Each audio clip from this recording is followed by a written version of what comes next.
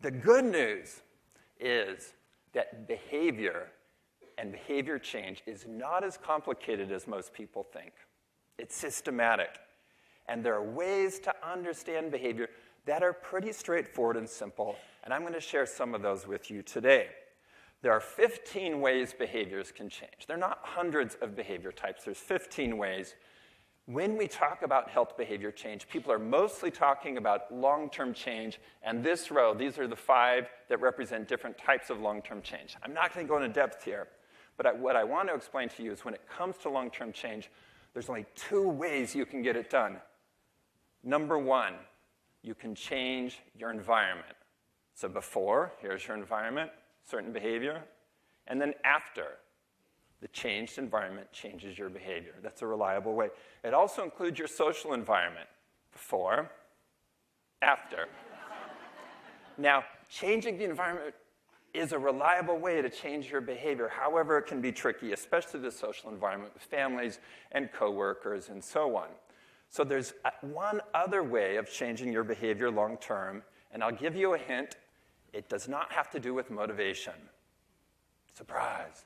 Motivation actually applies to other kinds of temporary behavior change, but not long term. In other words, relying primarily on motivation to change your behavior long term is a losing strategy. And similarly for willpower.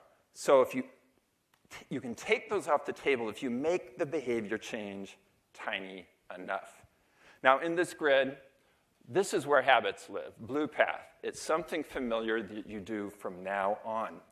And if you make that very tiny, like 2 push-ups, floss 1 tooth, and so on, it's very easy to repeat and make that become a habit. Think about it this way. You already know how to floss all your teeth. That's not what you're lacking. What you're lacking is the automaticity of flossing. So you don't need to train flossing all your teeth. You need to train making it automatic. Now, in the persuasion boot camps that I teach, we geek out about this kind of stuff. And this is one of the crews with me up in the wine country doing it. We look at the sequences of behaviors that eventually land you here to habit. We won't go in that kind of depth today, but what I do want to say, and this is a little bit controversial, is this puzzle is solved. And I'm going to share the pieces with you, and I'm going to share some ways that it got solved. And we'll see what you think.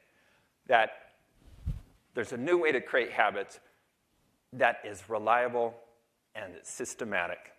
Now, when we look at health outcomes, bullseye, what do we want to do? Well, things like lose weight, manage stress, and so on. But if you design for the outcomes, you're designing at the wrong place. You need to design for the behaviors that lead to the outcome.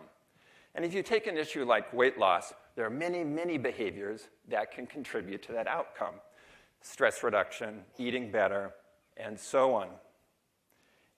And I would propose that most of the behaviors that we need to do are habits. So of the 15 ways behaviors can change, the one that matters most to long-term health are habits.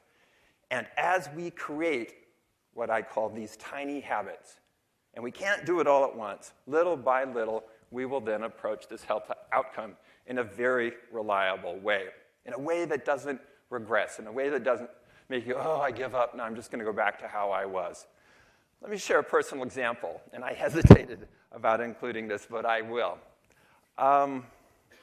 In 2010, I got one of these scales that's super high-tech, and it can tweet out your weight, okay? So I set it up, so it's tweeting my weight. So I started tweeting it out in 2010, and this is about a year, so you can see what's going on there. Not much change, up and down, up and down. What I learned was, number one, simply tweeting your weight didn't seem to have any effect on me, and I looked up others who had done it. It didn't seem to have lots of an impact. Number two, my Twitter followers hated it, so I stopped. But I kept, I'd made it a habit of stepping on the scale. It was right there. A few months later, going up. So at one point, I thought, okay, I've been doing this thing called tiny habits.